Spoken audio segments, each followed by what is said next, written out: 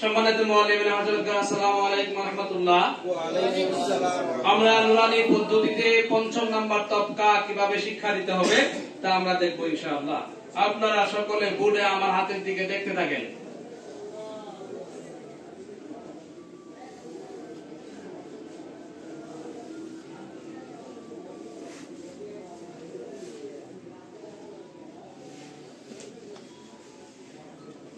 সকলে বোর্ডে দেখতে থাকেন।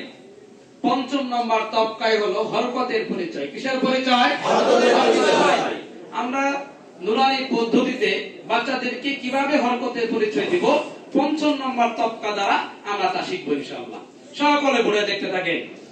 এক জবর, এক জবর, এক জবর, এক জবর, এক জবর, এক জবর, এক জের, এক জের, এক জের, এক জের, এক জের, এক জের, এক পেশকা, এক পেশকা, এক পেশকা, এক পেশকা, এক পেশকা, এক পেশকা, এক জবর, এক জবর, এক জের, এক জের, এক পেশকা, এক পেশকা, এক জবর, এক জের, এক জবর, এক জের, এক পেশকে হরকত বলে, এক পেশকে হরকত বলে, এক জবর, এক জের, এক পেশকে হরকত বলে, এক জবর, এক জের, এক পেশকে হরকত বলে। হরকতের উচ্চারণ তাড়াতাড়ি করতে হয়, হরকতের উচ্চারণ তাড়াতাড়ি করতে হয়, হরকতের উচ্চারণ তাড়াতাড়ি করতে হয়, হরকতের উচ্চারণ তাড়াতাড়ি করতে হয়।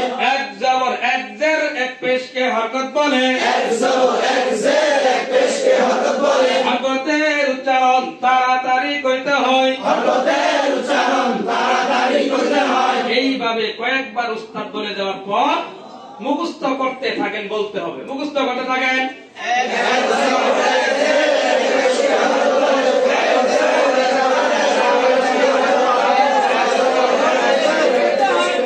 কিছুক্ষণ সময় অপেক্ষা করার পর আবার এই যে আপনি হরকতের গদ যে পড়াইলেন, এই গদ মুখস্থ হয়েছে কিনা বাচ্চাদের কাছে পড়া শুনতে হবে। একজন দাঁড়ান, বলেন।